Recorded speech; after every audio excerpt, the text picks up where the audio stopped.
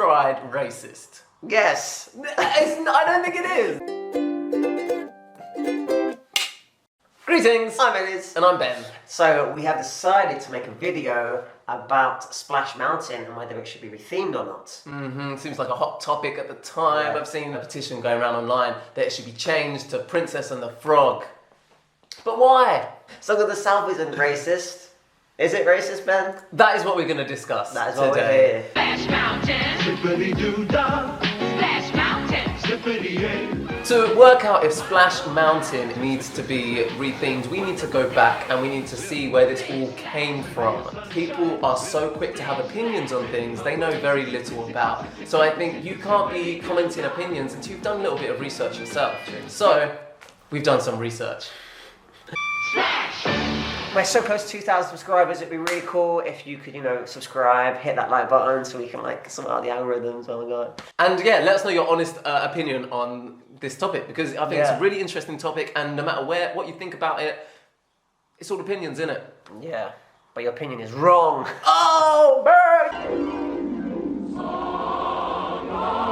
So, Song of the South was one of Disney's first ever live action films. It was released in 1946. I didn't know that. It's based on the Uncle Remus stories, which are a collection of black American folk tales featuring the characters of Brer Rabbit, Brer Fox, Brer Bear, etc. They were originally compiled and adapted and published in 1881. Who wrote the book? Joel Chandler Harris. But he was a white guy, right? He was a white guy. So the stories were he picked up from black people. Yeah, like traditional stories, like some of them root like Yeah. back in the homeland. So then this white guy Heard the heard all the stories. stories, and then he wrote the book, Yeah, based on those stories. and then carry on. Yeah, so the film actually tells the story of little Johnny, who is played by child star Bobby Driscoll, who you may know as the voice of Peter Pan. Oh. It's a little fun fact, I just slipped it in there. So his dad's left town, he has to go stay with his grandparents. Not even left town, just left him forever. Right. Dad out the picture. Great. And when he's staying with his grandparents, who own a plantation, he makes friends with Uncle Remus, and he kind of becomes almost like a father figure to this little boy. And he then tells him the stories of Brer Rabbit. And whenever he tells the stories, it then goes into like an animated section. So, from watching it, you're to assume that it's after the Civil War and it's after the abolition of slavery. However, there is no mention of slavery at all. Yeah. So, from watching it, it's actually hard to see, especially if you're not an expert on what happened. It's hard to see why it would be racist, because everyone's so positive. Yeah. But this is where we run into why the film is problematic. Because slavery has ended, yet we're just showing sort of happy black people who are all living on the plantation still, next to the big mansion that white people live in, and Loving life. and they're enjoying their life, singing their songs, and it would appear not a care in the world. Another problem that people say the film has is its depiction of how they speak and how it's very stereotypical with the vernacular that they're using, and it makes them come across as uneducated and stuff. And probably the third sort of main reason as to why it's problematic is that even though the black people are free, the main role they have in the film is they're still serving the white people. They're still subservient to them. Why is this film the one that's so bad? Well, I think number one is because it's Disney, and who's the main sort of viewers of Disney? It's families, it's kids, things like that. Yeah. So if you're portraying something, and even though it is fantastical and it's fiction and things, you go into animated sections, you're still portraying something that looks historical. Yeah. So you could believe that this is exactly how it was. Right. And it's very historically convenient for white people, this portrayal. It's like white people have granted their freedom and now look how happy they are. Yeah. And they are so happy they're still gonna come and work for us and serve us and look after little Bobby. Yeah. It's that kind of vibe. But there were also good things that came from it. The representation in the film, even though it was problematic, it was groundbreaking. Yeah, obviously there was people around the time who just said, happy this is a breakthrough, there's a lead black actor in and winning awards, right? Yeah, he was the first African American man to win an award. However, he wasn't nominated for Best Actor. It was a special honorary award Right. that Walt Disney basically pushed the Academy that he should Right. get an award. So they made he got like a special different one. Right. So James Baskett, who played Uncle Remus, he was an actor and a voiceover artist. He previously played one of the crows in Dumbo. Oh, which is controversial. Which is a whole other topic in and Right. itself, Yeah, the whole Dumbo Crows thing. But he played Fats Crow, I think was Right. the name of it. And he went into audition for one of the butterflies in Song of the South, the Right. voice of a butterfly. Right. And Walt Disney heard it, as the story goes. He heard it and liked it so much that he offered him Liked what? his portrayal of the butterfly. butterfly. Or basically, he met him and heard his voice and Right. was like, "No, you need to be Uncle Remus." And he eventually became Uncle Remus and was the voice for Brer Fox as well. It premiered in Atlanta, Georgia, and James Baskett, who was the star who was gonna win an Oscar eventually, he was not allowed to attend the premiere because in Georgia there was still segregation laws. Crazy. Imagine being the lead of the film and you still can't even Enter. watch the film in a cinema with other people because only white people are allowed to be inside. Crazy. It's literally crazy. What's interesting is you can have such a film that's got such a history of racism and problems. Like, surely when making it, there was like, is this... Anyway, my point is like, it's the most famous thing from that movie is... Zippity-doo-dah, zippity-yay. Like, people will know that song my without gosh. knowing that that is from that film that's hella racist. And that's what's crazy is that they've continued to push the song Yeah. without even now. pushing the film. Yeah. So the song is great. The film, from what I remember of it and from what I've heard, is really kind of average. It's not a great film. But even the song, I don't like the song. Well, Zippity Doodah, Zippity-doo-dah, zippity-day. my oh my, what a wonderful day. You're just making up words. Oh, sorry, supercalifragilistic. Yeah, but it's supercalifragilisticexpialidocious. Okay, bibbidi bobbidi boo. Yeah, I don't know that song either. What I'm saying is, for something that's so famous, it's not clever or smart or, do you know what I mean? It's just like... Does it need to be clever and smart? It's It's catchy, it's fun. racist. Oh my gosh. I think there's a lot of people out there who think the outrage towards this film is a new thing and it's a snowflake thing and it's a sort of a sign of the times. And obviously people are talking about it It's again. like, oh, not this. Yeah. Something else that's... And I mean, people are talking about it again because of what's happening in the world. But even at the time, when it first came out, there were people who were protesting. There were some people who did not like the depiction in the film. And in fact, the NAACP, they were petitioning to... What were they petitioning for, Ediz?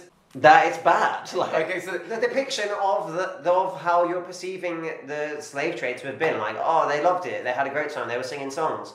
When I think they were singing songs, we know they were singing songs, but it wasn't zippity-doo, like, we're having a lovely old time. Like I just said, that stupid song. Oh my god. Controversial. In America, it has never been released on home video. Damn. Never. I think I had on video.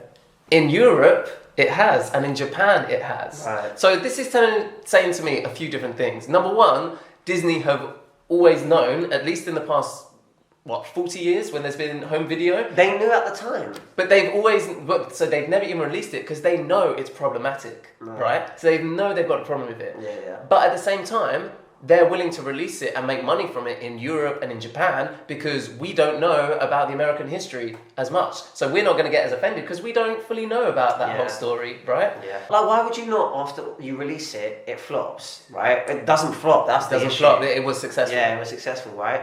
You've had enough backlash to pull it.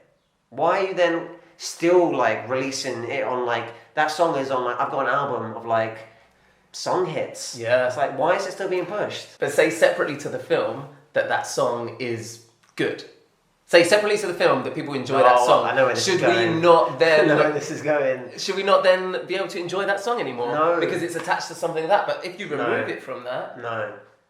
Wow, but it's a tune. But I know where you're going. It's like, It's where do you draw the disconnecting, line? like, the art from the artist. It's like, Yeah. can we really appreciate this song knowing that that is part of this film? I mean, when I saw it, it was on TV, on the BBC, Oh, wow. and I found out that the last time it was shown on British TV was 2006, which is when I must have watched it, because I remember watching it being like, I'd seen on the internet, it had been like Okay. it was bad or whatever. So I remember Right. watching it when I was young, thinking I want to see like what this was. I was going to ask you. I remember this. thinking it was kind of boring, to be This is honest. what I was going to ask you at the end. I was going to say, like, what do you remember watching it as a kid? If I watched the film without the context that people were outraged by it, Oh. I don't think I would have seen anything wrong with Yeah. it. The reason I wouldn't have seen anything wrong with it is because I did not know the history. I was ignorant to that. Now, knowing all of that and seeing how the depiction in the film is, I would see it slightly differently. Yeah.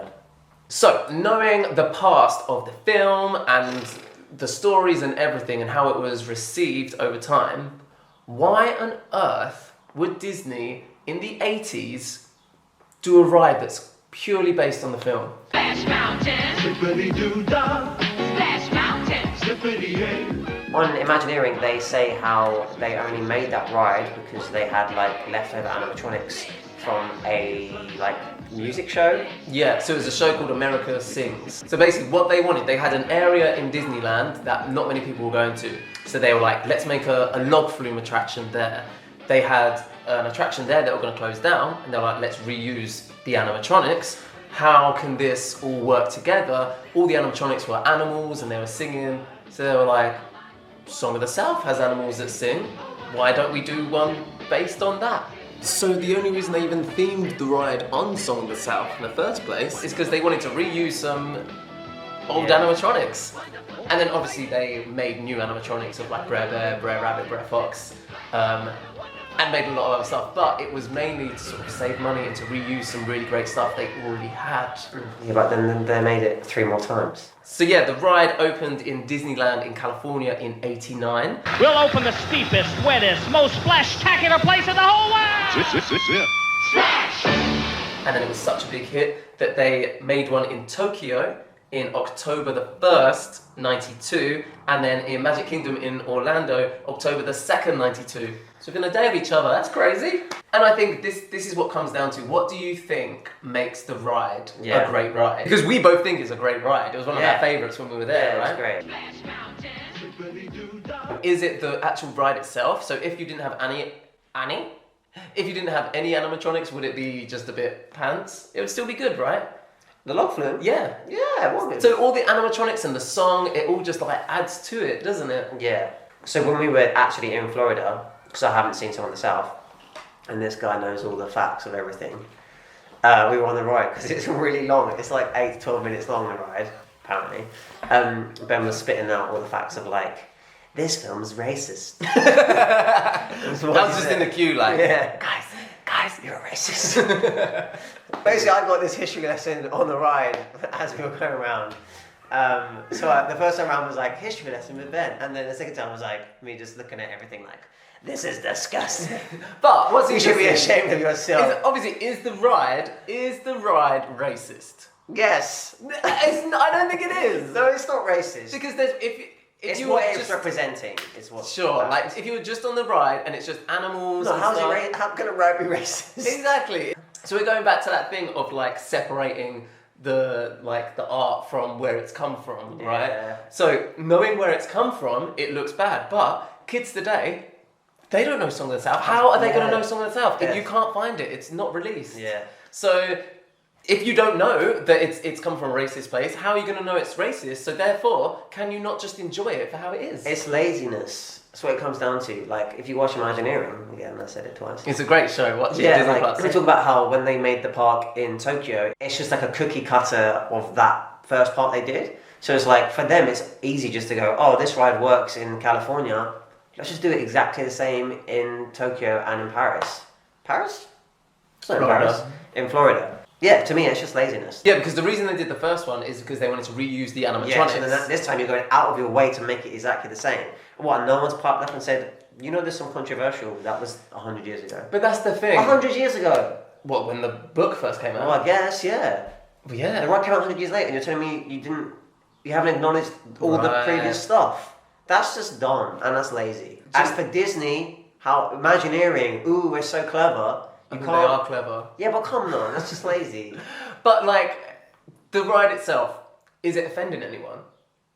Some people might be. But like just the fun characters and the fun animatronics. Yeah, but what people actually tie to that film physically and emotionally, we don't know as two white people how they feel about it. But that's the thing, they consciously made sure there was no mention of Uncle Remus, any other characters from the film. Right. They made sure it was Just surely, animals. it was just about the Also, you're animals. saying they consciously. They knew it was a problem. Yeah. Because if it's That's worse. if it's truly based on the film, why is there not like Really? an animatronic of Remus, like telling us a nice story Yeah, or true. something?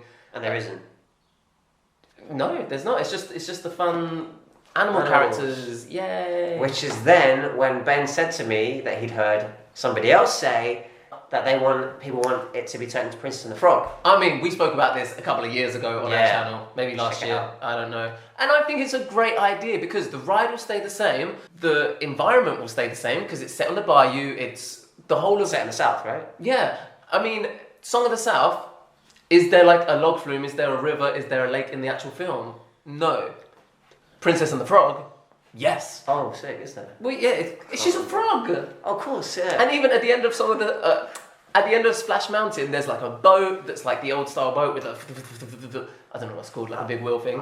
But at the end of Princess and the Frog, Louis the alligator is literally on one of those boats playing the trumpet.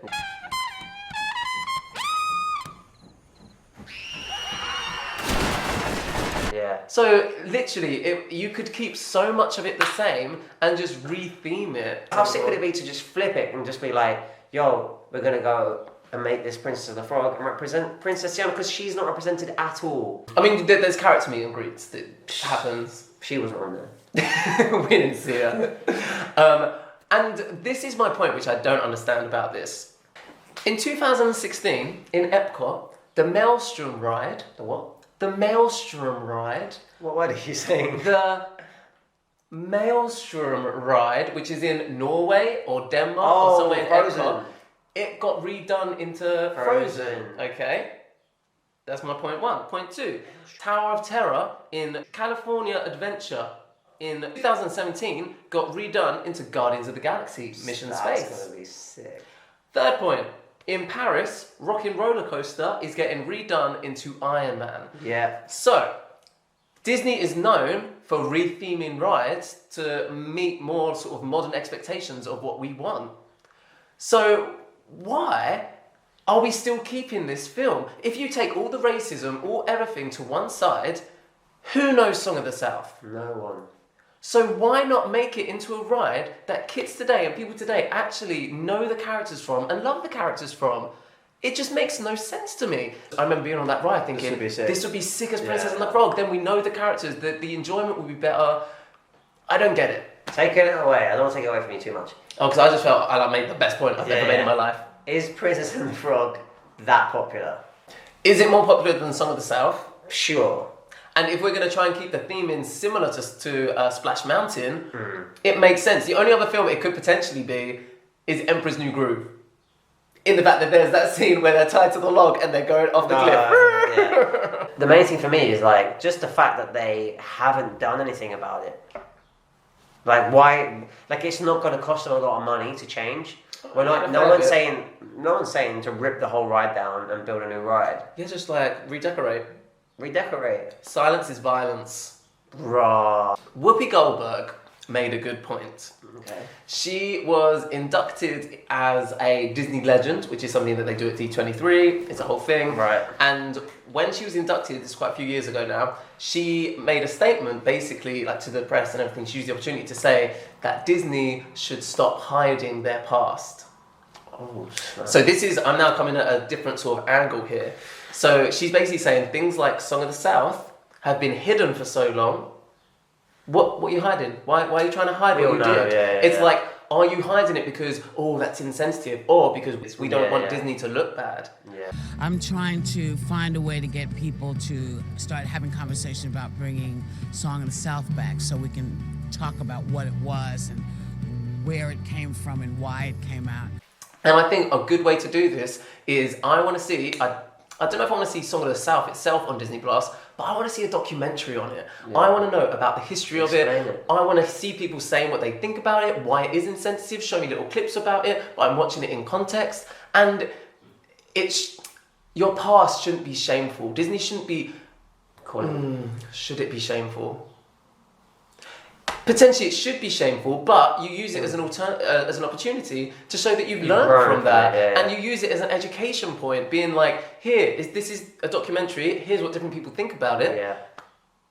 But that's what. Let's learn from it. This is the whole point. Yeah, it's to stir conversation and make conversations. Everything starts to become a bit of a taboo, and it's like, we can't talk about that. Yeah. We shouldn't talk about this, but we know we'll just keep pushing. And if it's anything, like, and if it's something we can't talk about, then how are we actually going to grow from it? But in the same way as we should learn about our history, but not necessarily celebrate it, we shouldn't have a statue of a slave trader up. Is the same way we shouldn't dedicate Splash Mountain, and it's a big thing in the park, celebrating these characters who are actually part of something that a lot of people have problems with. Yeah. So there's a guy on Twitter who recently posted about how he sees the ride, and it's really interesting to see, especially being on the ride, like kind of picture how it could be. And there's no reason why it can't be like that. Like all the colours and from the film, it's quite a bright film, and it's like the bad guy, what's his name? Voodoo. Oh, Dr. Facilio.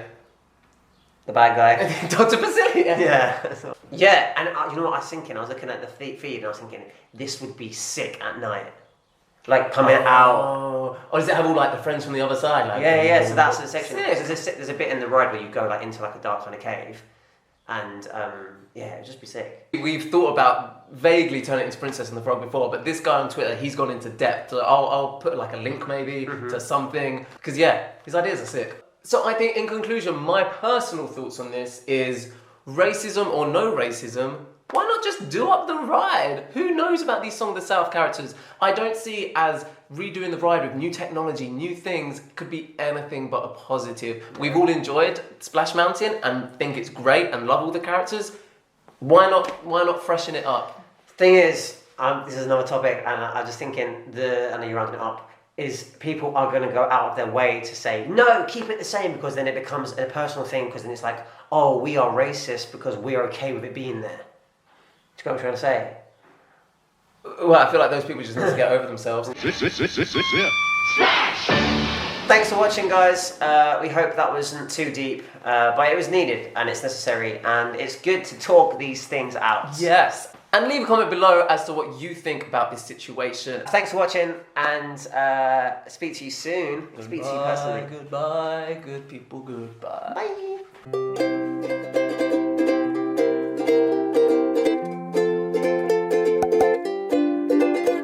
It's like, so much is happening. Oh, sorry, it's like, there's things bad.